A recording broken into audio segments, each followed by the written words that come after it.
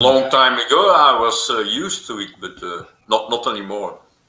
Okay, everybody, welcome to the ARW discussion, and all 0 of our viewers are there. Hello to you guys that aren't there. All righty. That's amazing. We've never started this with 0 viewers. Oh, well. It says 15 are watching. I have 16. Yeah. Oh, okay. 14. Oh, yeah, suddenly they're there. What's wrong with I my don't stuff? dare turn the regular staying. YouTube on with this computer. It'll probably blow it up. I don't understand why they have this little black mark that stays on there when you can put. I don't get it either. I don't know why it showed up last week. I'll have to ask their help with this. What are you talking about, Harold? Could I put a comment up front? It's got a black cover over what was said. I don't see that. It looks just fine. Well, on mine, I tend to get the black bar across everything. Now I don't. Maybe I'm just losing my marbles. I got to show you guys what I've been playing with here. Well, let's see it. Can you see it right there? Yeah. It looks like a differential of some sort. Yeah. So the wife's old car, which is now going to be my beater car, it's been making a noise for a while. Well, that explains why it's going to be your car, not hers. Yeah. So she's constantly on the go, so I wasn't able to find any time to really work on it. And now that we got her a different car, I started investigating, and the carrier bearings went out on the differential. I don't know if you guys can see this or not. Need my glasses for that. Yeah, so Is that hand engraved? yeah. So my shop time got cut into. Yeah. So the spider gears in the diff are also, there's a couple of them with chips. So what happened? This is a limited slip, so the clutches are worn out, and that caused the side gears to pull back, and there's a lot of play. So it was just beating itself up. So I've been cleaning parts and ordering parts and so on and so forth. So, but let me guess, the oil that came out of there smelled real good, didn't it? Oh yeah, and it was nice and silvery. Shiny pieces in it. Yeah, so that's been my weekend so far. Just Fun. yeah. I had fun replacing brake rotors on my BMW. That was not fun. Yeah. I thought that was a cyclotron for a while there, Dane. Oh, say that again, Harold. Said for a minute there, I thought that was a cyclotron you were showing us. Yeah. No, I don't have those kind of skills. Oh, okay. Well, does anybody want to talk about 3D printers? No. No. Apparently you do, Harold. What's your question? No. I know mine's running right now. Keep bringing it up. So, somebody I don't have one, so I don't know. I'll bring up just kind of something I accidentally stumbled across. I've got the ANET AA printer, and I run Cura. And when I got it, you just fire it up, and it did all the settings that I thought were correct. And you go in the library, and it says all the different materials. So I picked generic PLA because that's what I was using. And it did a pretty good job of printing stuff. I mean, it wasn't professional, but it was okay. And I tweaked the settings and stuff like that, and still, okay. But then for some reason, I had bought some different extruder nozzles. And then I started thinking, well, what's the nozzle that's in this thing right now? And did some research where I bought it and stuff. I think it was like a 4 millimeter or something like that. Yeah. 0.4 went millimeters into the pretty settings, typical. machine settings in Cura, and it was wrong. It was like 8 millimeters. It was default or something. So I changed it to the actual size extruder hole. Lo and behold, generic PLA disappeared from the library. Here's PLA black, PLA green, all of them. And I just selected black because that's what was in the machine. And I have the best looking 3D prints in the world. So you don't have to play with the settings. Somebody already did it for you. It fills it all in. You just got to get the machine set up right. So I don't know if anybody else goes in or has a 3D printer and you set the extruder correctly in your library. I don't know what you guys are using for the actual software, but Cura I find is really nice. Yeah, and that works really well if it's tuned well for the particular filament you have. But different filament formulations vary a lot. I don't think it's as big of a deal with PLA as it is with some of the others. Like, ABS is a material that's made up of multiple different polymers, and so depending on the exact mix and depending on the exact the pigments that are in it, it changes somewhat. It becomes temperature sensitive, or the viscosity is a little bit different, and they print differently. But yeah, if you had the wrong nozzle diameter, that is going to make a really big difference. Yeah, I noticed with mine the white versus the black filament. The black's always runs. I have to run it a little colder than the white because it just picks up the heat and retains it so much more. Yeah, I can. Well, what I found out with this library is you don't have to play around. Professionals already did it for you. If you have a machine set up right, if I pick PLA white, all the settings are different, and it still does a great job. If you try a different brand of white PLA, you may have different results. So I print a lot of black ABS, and my go-to brand is eSun, and I've got my settings tuned so I can print that pretty reliably. And a few months ago, I couldn't get it; it just wasn't available. So I switched over to whatever Amazon was pushing as their house brand. I believe it's made by Sunlu, and that stuff is just a nightmare. I couldn't get it to print at all. I couldn't get it to stick to the bed, so it would just peel off the bed. And, I went chasing all kinds of problems, finally got a roll of the eSun, prints perfectly again. So there is a difference. I may have been able to tune it and get that Sunlu working, but I got the eSun working, so I'm just gonna run with it. I'm not gonna worry about it. But yeah, there can be big differences, and even within a brand, there can be differences between colors.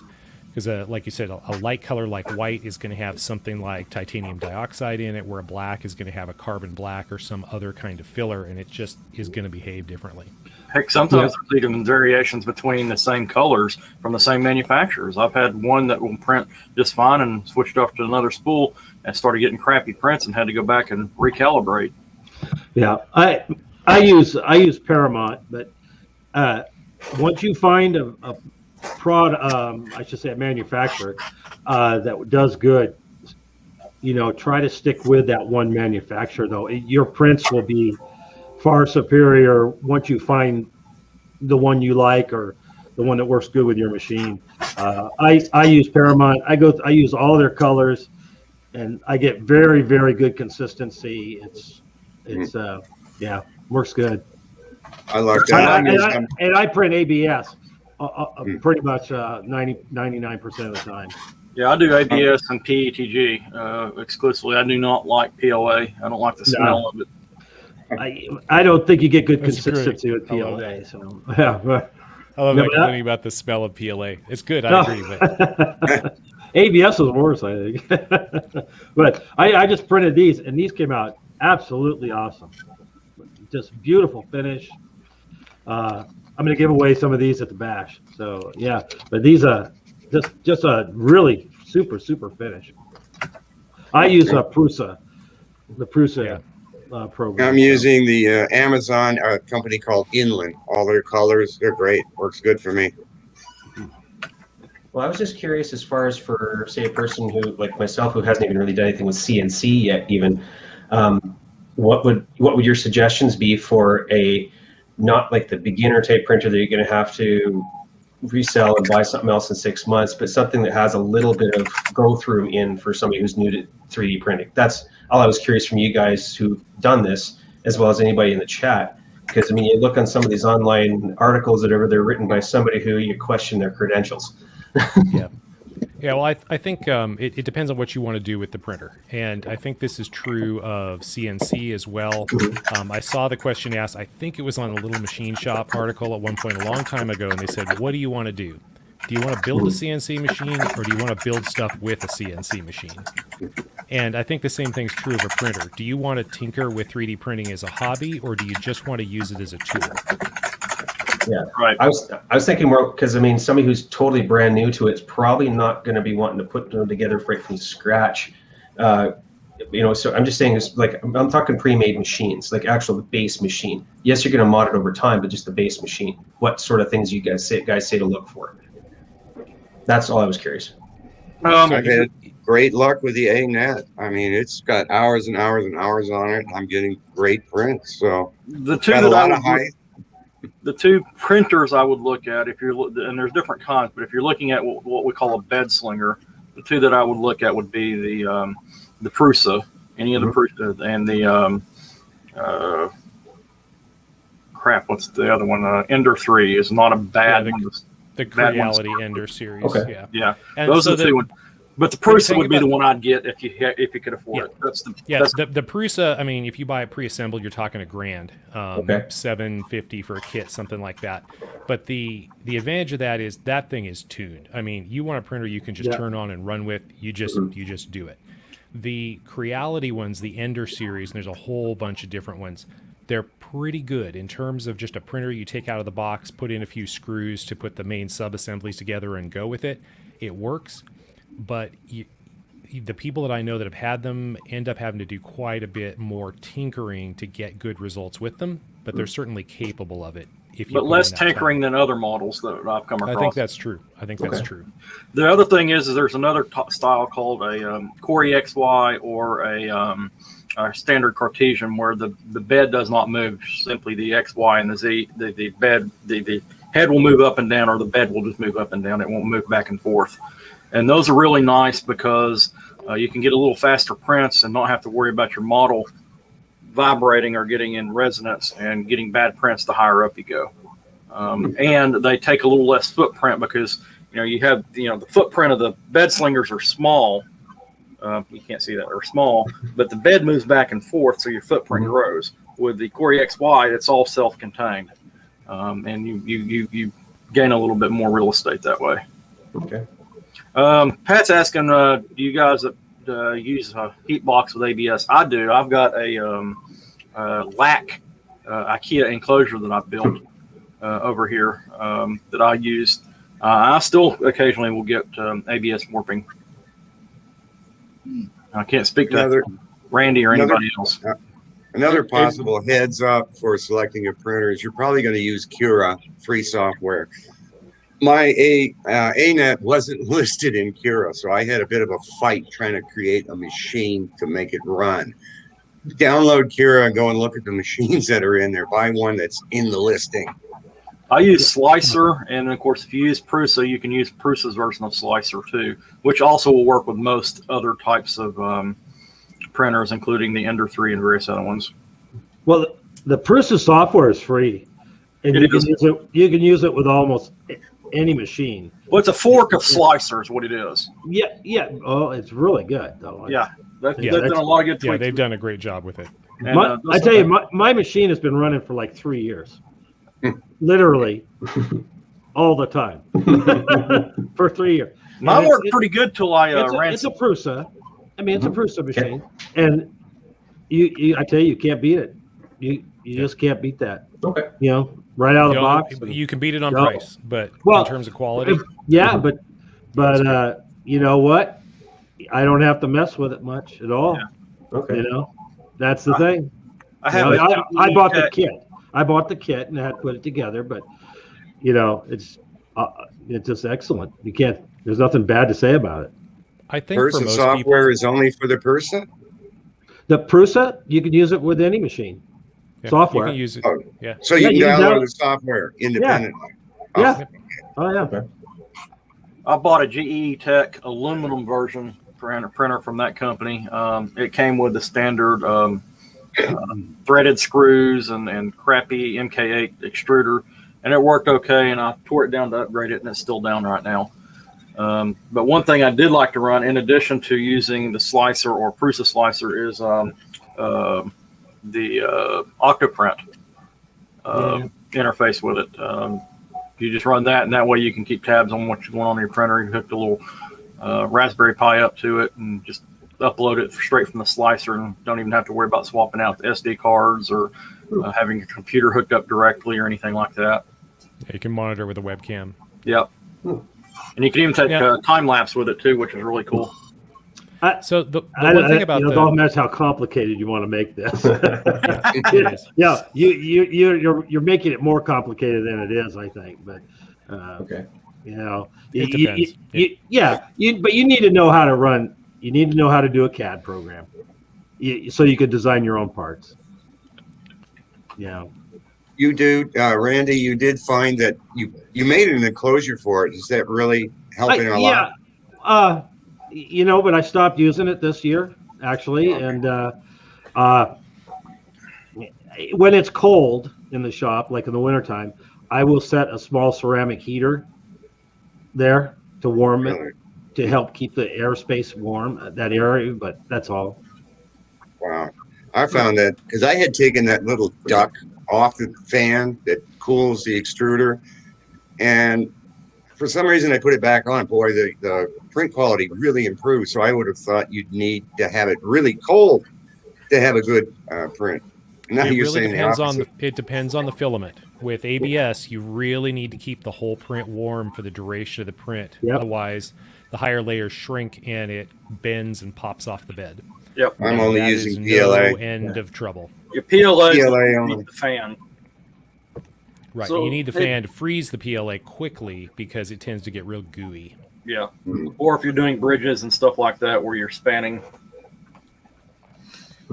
So for somebody that doesn't know anything about 3D printing, the heat box, I'm assuming you're putting the entire printer inside a heat box or enclosure. Okay, got it. Just an enclosure to keep it warm, and erroneous air currents can screw your print up and things like that. Okay, that makes sense. Yeah, and so like Creality actually makes them with the little spring frame, like a little pop-up tent, insulated tent that you can put it in. So think those little desktop soft light photo booths that spring open, but have like mirrored surfaces on the inside, like aluminized surface. The one tip that I would give, I think, honestly, on the Prusa, you can buy it pre-assembled, but I would definitely buy it as a kit and put it together for yourself for a couple of reasons. One is if you buy the kit, you can stay under the $800, and if you're in the U.S., you don't have to end up paying a bunch of import fees and duties on it, where you will if you buy the assembled one. The other is that if you put it together yourself and follow the directions, then later if you have a problem, you won't be afraid to take it apart because you know how it goes together. And it makes it a lot less intimidating if you just built it up. And so if something goes wrong, you don't have a problem with pulling out a screw because you know exactly what's in there. And I think there's a lot of value in that. Okay. I would agree with that 100%. Of course, I always like taking things apart and back together anyway. Well, I'll admit, James, I started from your went way back to the beginning of your lead screw project again. I've been working through your back catalog as I'm watching the kits. So I'm watching on a TV, so sorry I haven't put comments up yet. But just watching your later ones with your 3D prints, and it's just it's even more mesmerizing now. Once I get my shop done, I really want one. I use a printer. I use a printer for everything. I was just looking around the house today to try to grab some things that are 3D printed. It's just everywhere. File handles. This is a new old stock U.S. made Nicholson 6-inch mill bastard file. I love this little thing. Picked it up. A friend got a whole lot, and it's just 3D printed a handle. These are PET G. You can make them any shape you want. The texture is just perfect. It kind of feels soft to the touch, but it's a good grip, and these things and they stick way better than the wood ones. I'll see if I've got my files. I'll send it to you. Mine's actually got holes in it for hanging on pegboards. Oh, that's cool. Yep. And I've got two different designs, but I did that so that we could use the lathe or use the files on the lathe without jamming them up in your. Yeah. I printed them in the machining color, the aqua teal color. So they match everything else. So metalworking doesn't take off with them. They bring them back to machining. Okay, guys, I'll need just 1 minute. About 2 or 3 years ago, when I had the little grizzly mill, I made a powered down feed using an Arduino and a stepper motor and a little touch screen. And some guy at that time asked me to have a copy of my code, so I sent it to him. I sent him the version I was using and the version that was being improved. Well, in the meantime, I had a computer crash and all that disappeared, and I sold the little grizzly. And then someone has now asked me, do I have a copy of that code that I could send to them? So if you're the guy that I sent it to, would you send it back to me? Okay, there. Now that's the end of that. Harold, that's where you need to put your stuff up on GitHub or something if you're going to have open source it or give it to people. That way you've got a repository out there for it. Yeah, I don't like suppositories. Repository. Oh. All right. Why don't we talk about collets for a minute? Hey, I can tell you all about my first experience with a collet was just like AVE's first experience. I didn't know how to put it together. And I jammed it into the thing and tried to screw it down tight, and there was hardly any threads caught. It wasn't working right. And I went ahead and made a video about it. I was that dumb. And so this guy says, Harold, you're supposed to click it into the little thing, where you wiggle it into this. So then I had to go back and delete the video and delete the back end of it, show using collet right. But AVE went in there and he cut the little ring off the inside of the little nut. So I'm in good company at being dumb about collets. That's a remarkably common thing. I had another machinist in the YouTube community, whose name I won't mention, posted a picture on Instagram of a project with the collet not seated and complaining about the run out. And I dropped a little message on the side and saved a delete and re-upload of a video that way. But it's super common. If I hadn't happened to see written down someplace you're supposed to snap them in, I would have made the same mistake. I wouldn't have known. To clarify for the people out there that don't know, we're talking about ER style collets, not 5C or R8 type collets or even 3C collets. Yeah. I made that mistake in night school when I was taking machining night school, and it was a turd to get apart because I had a wedge really tight. Yeah.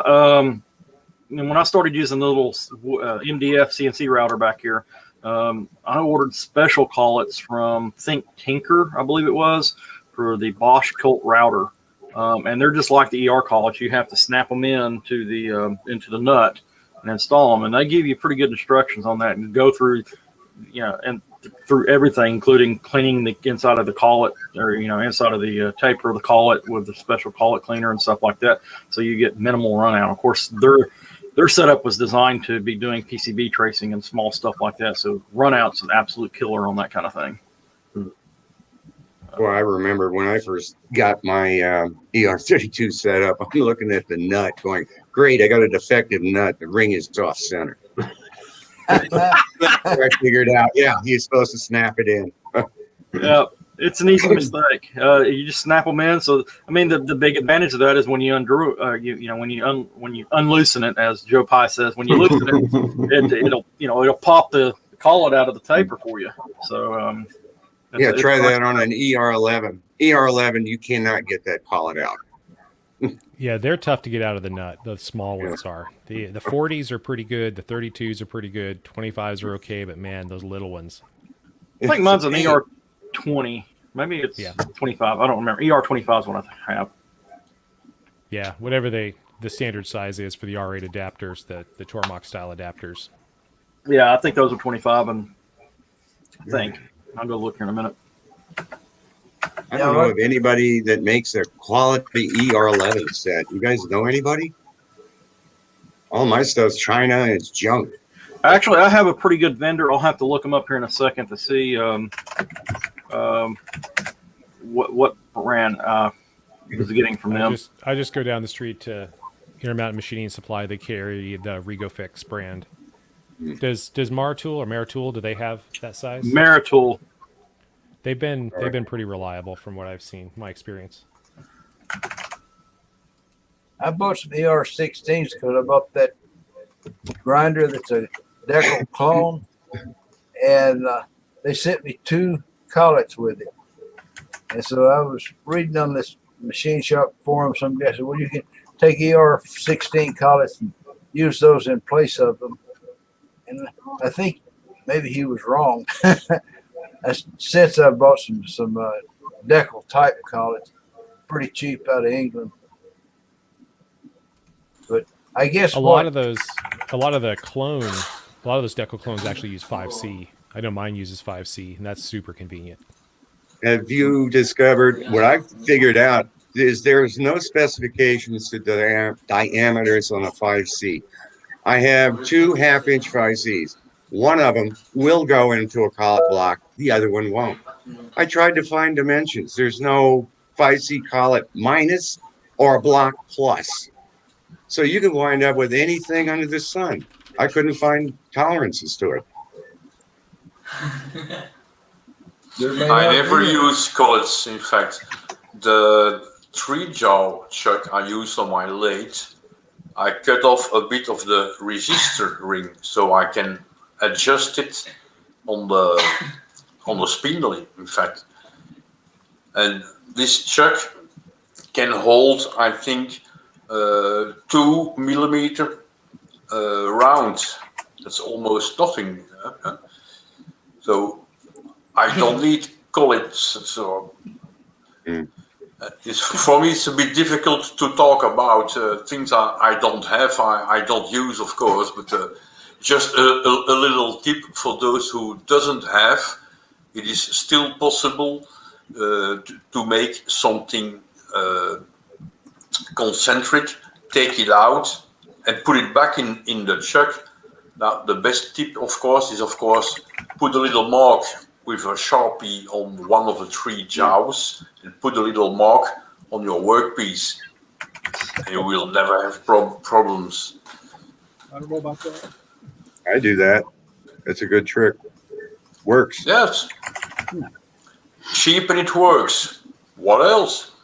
You guys do a lot of machining other than the R8. What collets do you use the most?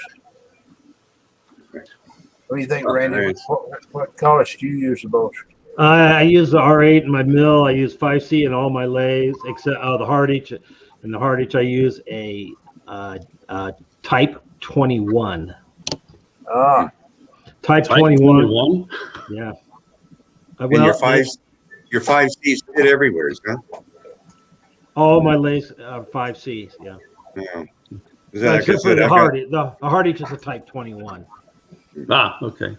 Type 21s are push to close, so you don't get the offset of your stock of your workpiece.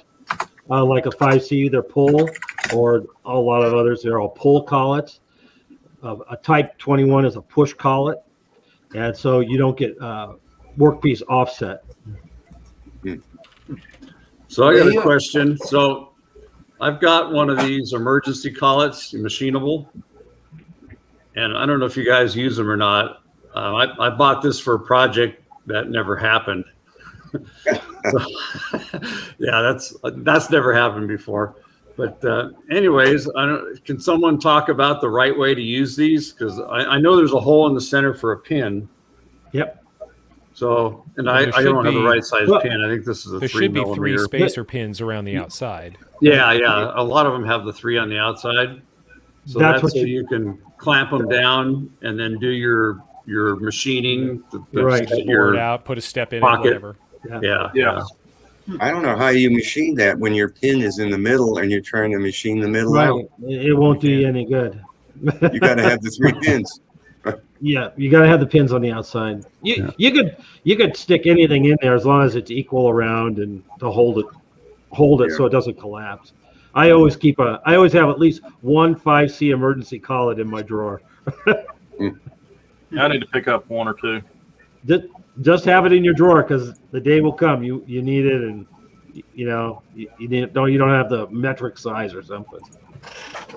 Yeah. The other nice thing about 5C is you can get them, in square, hex, X. So there's a lot of options. Well, my Type 21, I have hex and squares and yeah. So that's how you fit the square peg to the round hole. Use a 5C. That's right. And that's right. As far as Harold, as far as your question, you know, I use R8 in my Bridgeport all the time, but I've also got the 3/4 inch collet and the Tormach adapter, so I can use the 25, the ER25 collets in it, which work really good. So that's my other go-to collets besides the R8s and the 5Cs. Right, but you wouldn't get one of those adapters just so you could use the ER25s, right? That's specifically so that you have repeatable tool lengths for CNC tool changes, right? No, I'd use it just for that because it's easy. You can just slap an R8 collet in your Bridgeport and call it done. You don't have to. I mean, you can.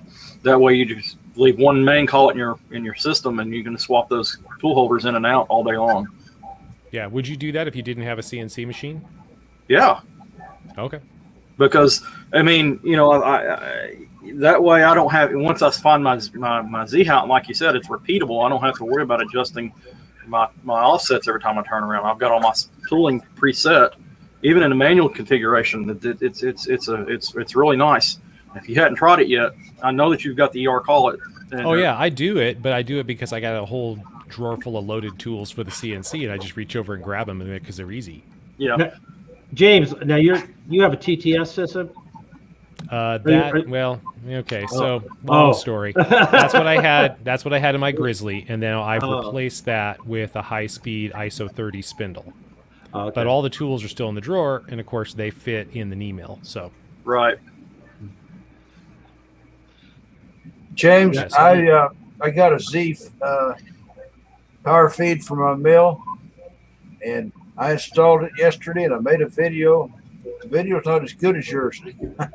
Now I don't know if I need to publish it or not. Yeah, Well, both of you too late. I had to do that power feed stuff, 2 years ago. I think the only person I found that had that may have been Pragmatic Lee with 10 Barn Time. I think he did one. one.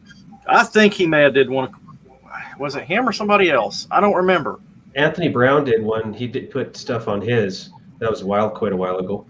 It's interesting. I've had 2 or 3 people contact me about their experiences installing the X Power Feed on that PM935, and they all had completely different experiences. So in mine, the right-hand end where you install the power feed had a single bearing, and it was just floating on the screw, and there was a double bearing assembly that was clamped in place on the left. So the thrust assembly was on the left-hand end. And that's pretty typical with the Bridgeport styles. Yeah, but I had somebody who pulled his off. The double bearing was apparently on the right, so it was floating on the left, and the screw kept pushing back and forth through the needle bearing. And he had to go put a spacer in there.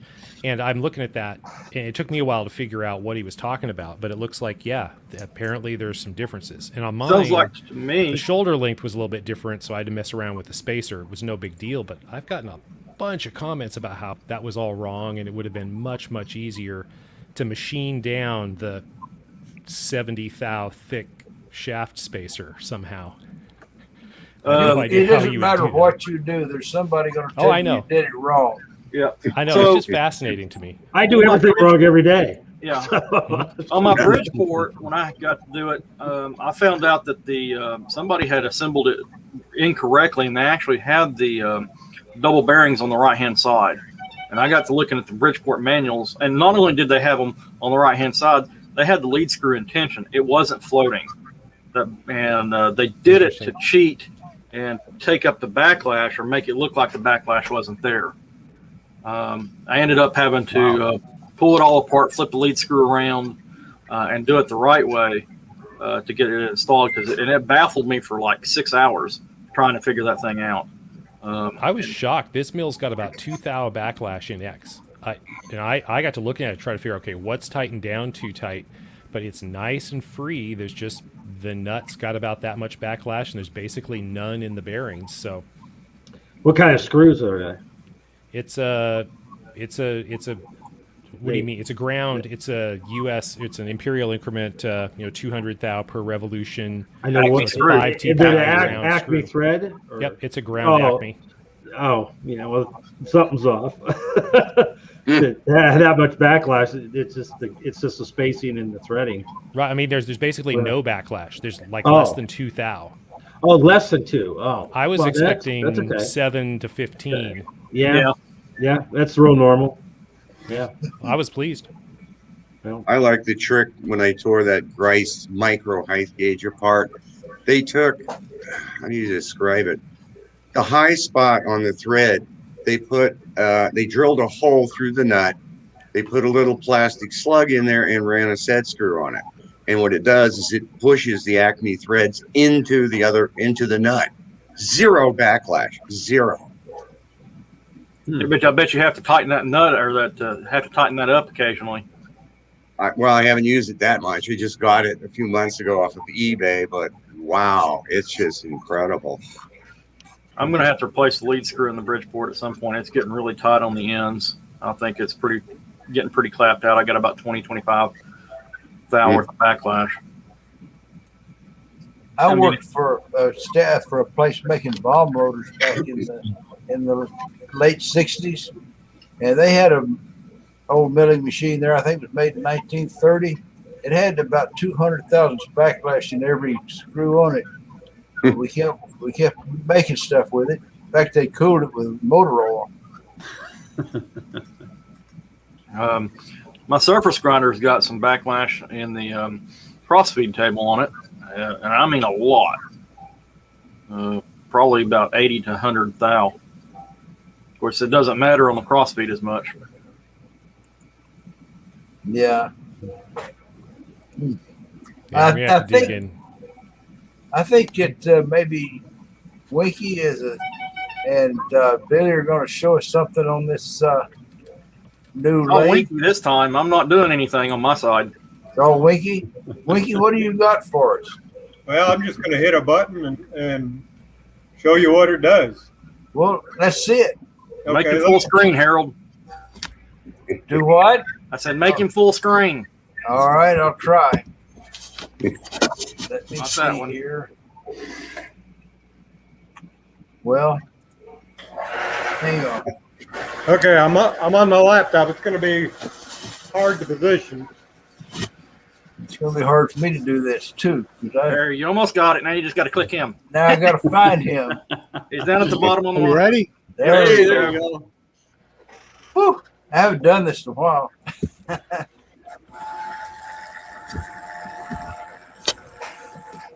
This is going to work this time. Yes, it's going to work this time.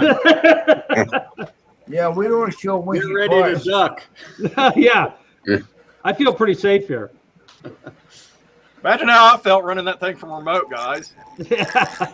Well, yeah, it didn't hit you in the head, did it? No, but I was really terrified it might hit somebody else. Yeah, I think the word's impunity. You're good. Yeah. You got center in it this time. You're good. You just need deniability. We did one that had the center in it, and it still broke free. It just got too thin on where at the center and come out. Well, wood doesn't hold in a chuck very well. It slips too easy. You got to have you should put a stop behind it with a collet or something. He's got his four jaw in there now. It's still, but if you have a stop behind it, if you can put your collet in there and put a stop in that to stop the wood from slipping into the chuck, then you can get better pressure. Oh no, it's big enough that it's up against the back of the chuck. Oh, okay. Yeah, that's a standard four jaw metal lathe chuck. Right. Pretty expensive toothpick. You know, Actually, it looks like it's going to be one of them meat tenderizing hammers. Yeah. Mallets. You see it on the CNC there. It's going to start doing the profiles a little bit.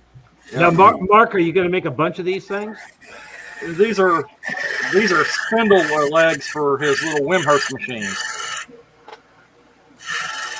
Like I I said, thought you made little trees starting with big trees, but I suppose I'm wrong.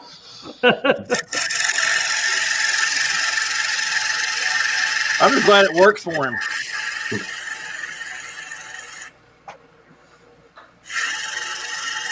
Mark, I remember when you built that lathe. I thought it was really cool. Then, I mean, it's built like a brick outhouse to start. So this is awesome. Look at how big those cuts are. Are those just described as A-bomb cuts? I believe there are 50 thou cuts. It looks bigger than that though on screen. Yeah, A-bomb does 200,000.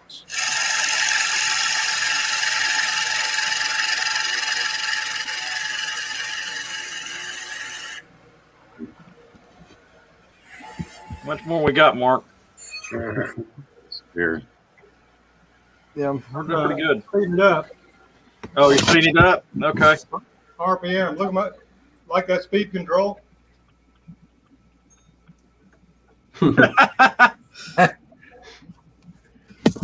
High-tech speed control. Yeah. Very reliable, though. Oh yeah. Reminds me of seeing videos of guys changing fan belts on Volkswagens with a screwdriver while it's running.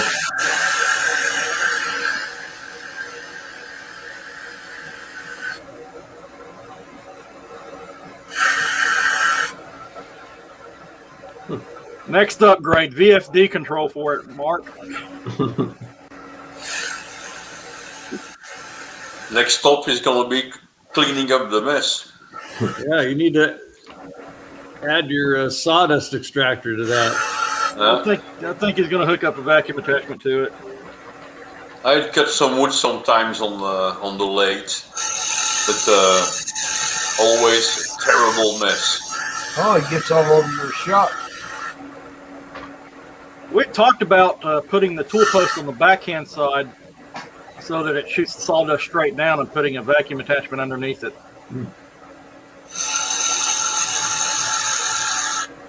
Yeah, there's the bump out for the rest of it. So we're getting pretty close to the finishing touch here in a minute.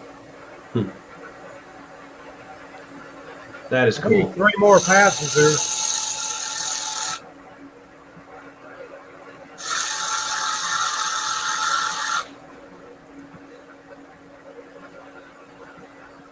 Yep, you can freeze rubber. I've done that. My favorite thing with hockey. Okay, here it goes. Yep. Okay, I'll shut up.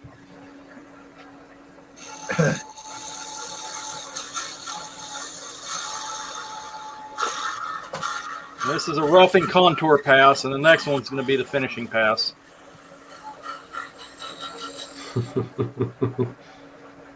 Starting to look pretty fancy. Yep. And this should be the last pass here. This is a finishing pass.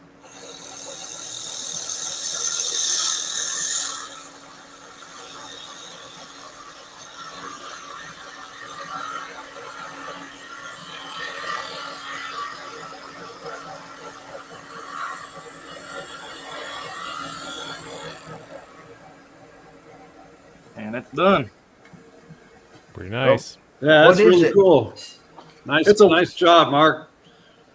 It's a leg for a Wimshurst machine. Oh, yeah, I remember that. Whatever. I bet some people don't know what a Wimshurst machine is. I didn't either till I met Mark. Pretty cool, huh? Yeah, I've been that is. practicing a little bit. That's really great.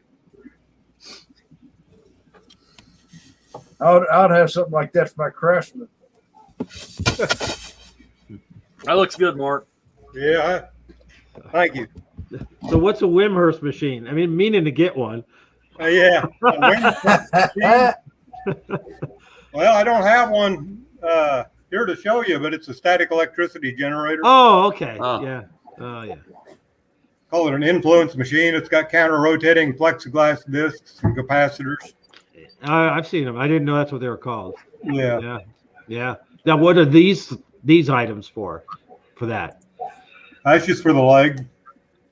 The Oh. leg on the base of the Wimshurst. Oh, okay. Are you going to make a bunch of these things or something? Or Well, maybe. Are they going to be on eBay? I've already made about 10 of them. Oh, wow. and I've sold every one of them.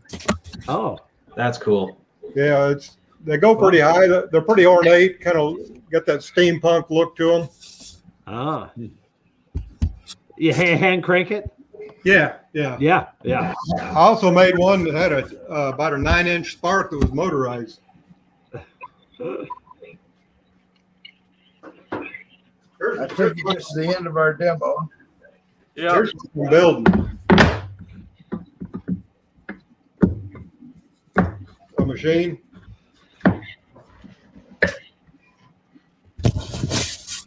That's just the base. Disc support, disc, and the legs. Yeah. going. Well, they're pretty cool. All right, bring us all back, Harold. All right. Regular Dr. Frankenstein. It didn't improve your looks any. Did we lose somebody? Who'd we lose? Somebody's got a radio going? No, somebody's dropped off. Oh. Yeah, somebody Born did. with CNC. Darn if I know who it was. Hey, could you see the CNC okay? I think we're all here. No, Yeah, there we was can one see more it. of us. Dave's missing. There was 9 of us. Dave left. Dave's not here, man. Yeah. Dave? It's the fastest somebody's disappeared so far. Wow. You don't look Okay. old to remember that Dave routine. What's this? I say you don't look old enough to remember Dave.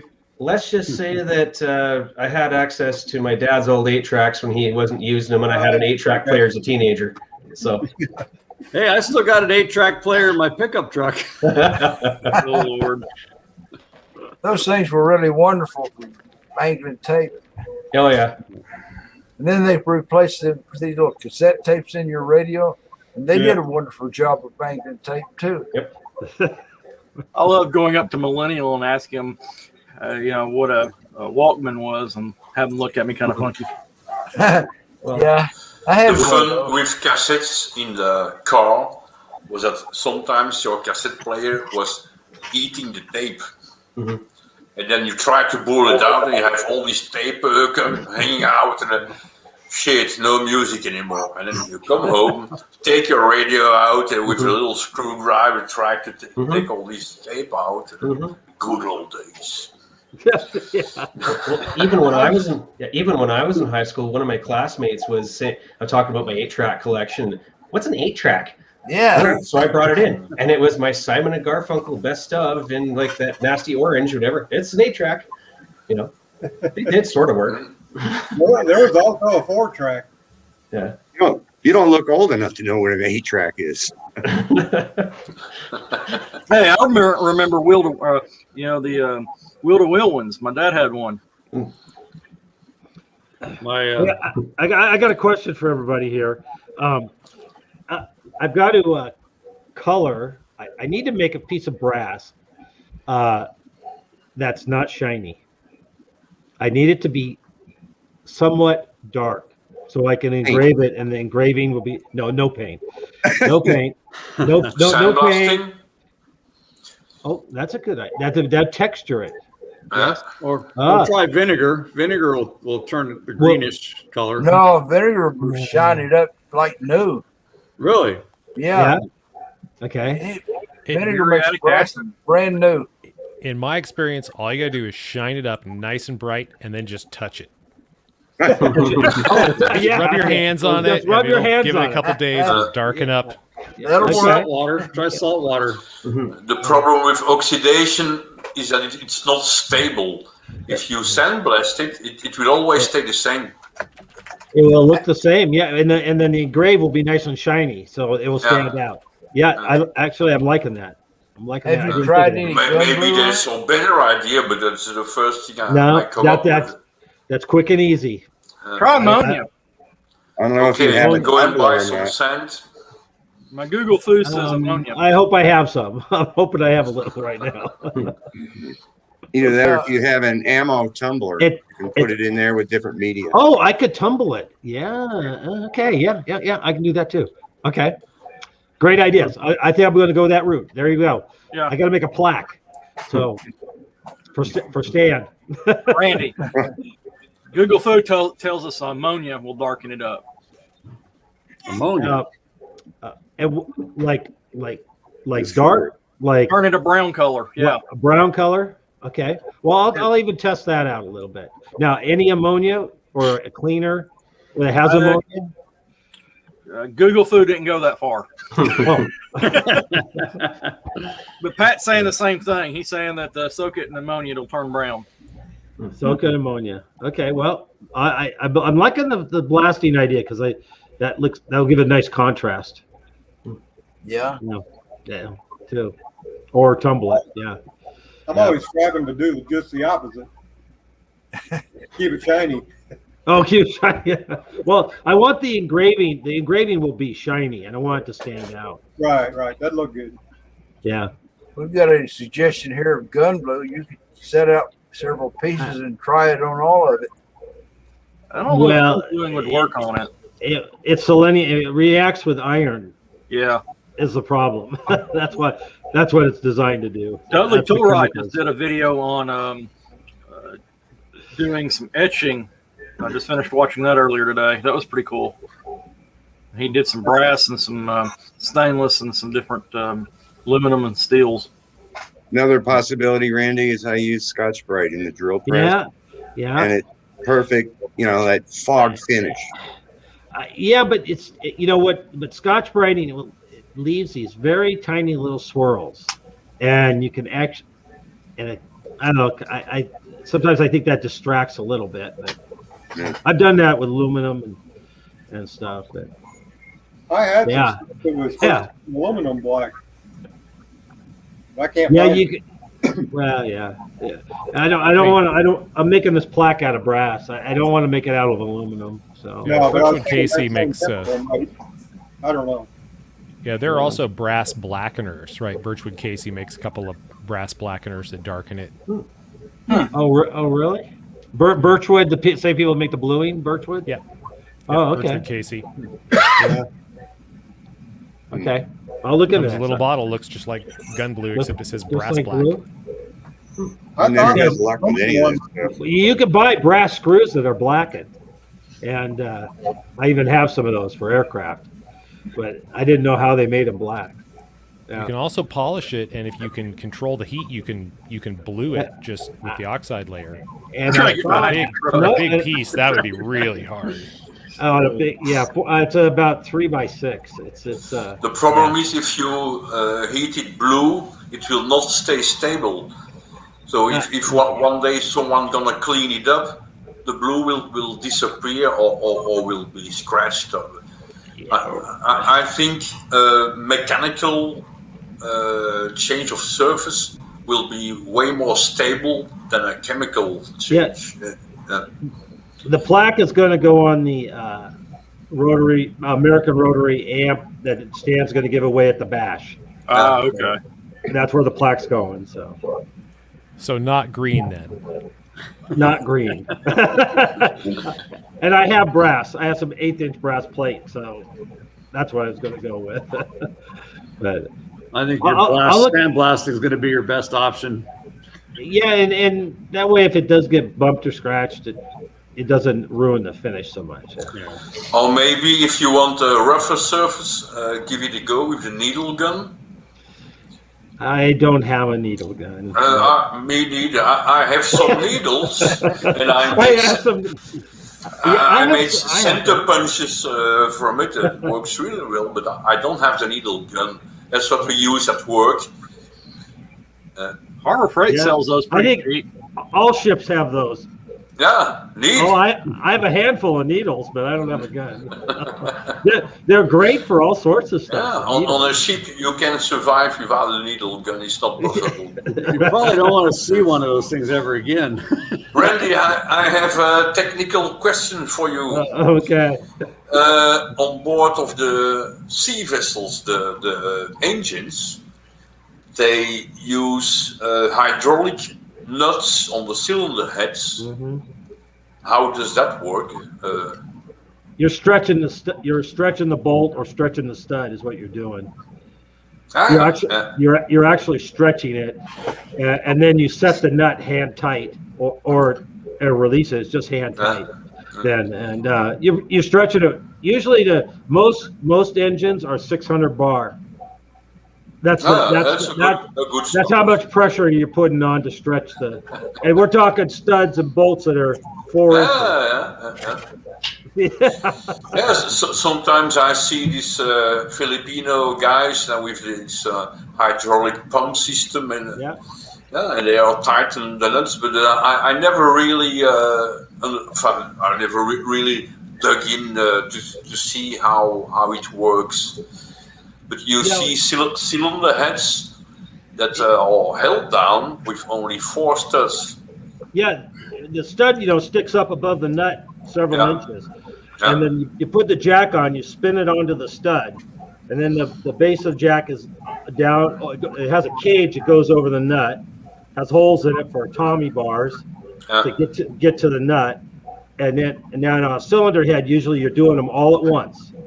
You're going to stretch them all at once. So if you got 10, 12, whatever you got, you're going to stretch them all at once, and then you're going to go around and get one turn on them. And then you can release it, and then you can take that off, all the jacks off, and then you're going to spin the nuts right off. Yeah. So so when you're torquing that down, you're literally setting the tension of the bolt by stretching it to tension. That's how you. As opposed to depending on the friction or the lubrication and the torque. That's right.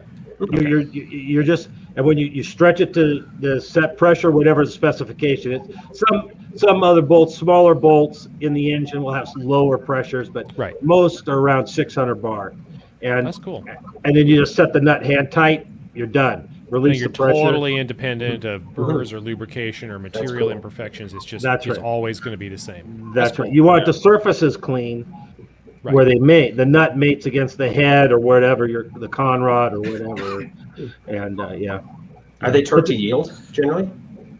Or are they generally reusable? No, it has to be below yield, otherwise. Yeah. Well, it's just because a lot of automotive engines and even heavy truck engines are torque to yield. I wasn't sure if the ship engines were the same way or if they just No. Okay. They're not torque to yield. Okay. These are way tighter than you could ever get with a wrench. I assure you. I'm just wondering about the structure. It just makes me wonder about the structure of the steel in the stud, whether it's torqued to that point of elasticity, or because heavy truck engines and car engines often are torqued to yield. That's why I ask. Oh well. No. But these are going to be used over, and they're going to last. They last a very long time. Fair enough. Also, and they're only going to get taken apart if there's a problem, or about once a year. You're going to be pulling the head off, and it's going to last 20 years. I've never heard of this term bar. Is it something above foot-pounds? Barometric pressure. It's 14.7 psi. I thought it was the torque that you're talking about. It's 1 atmosphere. No, bar is pressure. It's indeed 1 atmosphere. Yeah. It's one atmosphere, 14.7 psi. You completely lost me as to what you're doing. It's just a unit of measure. Yeah. That's what you guys do. Here in the U.S. Trying to torque the bolt down. Right. So when you torque a bolt, metric, and in your videos, you're imperial, so I always have to think twice, and even more than twice. I use a little scale that I take here on my desk, so I can see what is he talking about. Oh, that is. Yeah. So Dave, in the beginning, I took my electronic calipers, and what distance he said, and then I said it in inches and then in millimeters. Oh, okay, you see that. So there's always a way. So Dave, when you torque a bolt, the engineers don't care how hard you twist it. You're trying to get a certain amount of tension lengthwise in the bolt. And so you take it to a certain torque that under a certain set of conditions, like lubrication on the thread or friction against the surface, will give you that stretch. But it's always indirect. And so in this case, you're actually stretching the bolt to the right tension, then just running the nut down to touch and then letting go of it. Yeah, but that's why I don't understand where bar comes into play. You're torquing a bolt. Now. You got to know what pressure to You're use to stretching stretch a the bolt. bolt. You're stretching a bolt at 8,820 pounds, 600 bar. Okay. That's how much okay. that's how much hydraulic pressure has to be put into the jack, and then the jack is stretching the bolt, and then you're just setting the nut by hand tight, and you release. All right, I get it now. I get and the it. bolt is now torqued. So it's I all would imagine that varies depending on engine type, right, or manufacturer. yeah, but you know what? They most manufacturers are they all work around the kind of same numbers, believe it or not. You know, you work on a Sulzer, you work on a MAN engine or a Sulzer engine. You know what? They're both using 600 bar. You're working around the same sailors too, so having the numbers similar will be helpful. It makes it easier.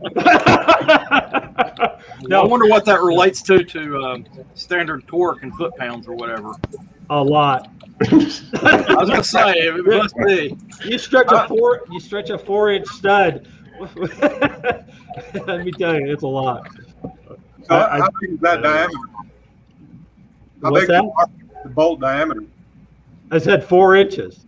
A 4-inch round? The stud, yeah. Oh yeah, Oh, 3 and 4 inches. Oh yeah, Wow. yeah. Okay, folks, that's All right. We're gonna have to wind it up here. I forgot to announce at the beginning of this thing, but there's not going to be a discussion next week on Father's Day because I'm not going to have access to a computer or anything, and we'll start up a week after that again. Hey, how many of you guys? I know Dean's coming to the bash. Who else is coming to the bash?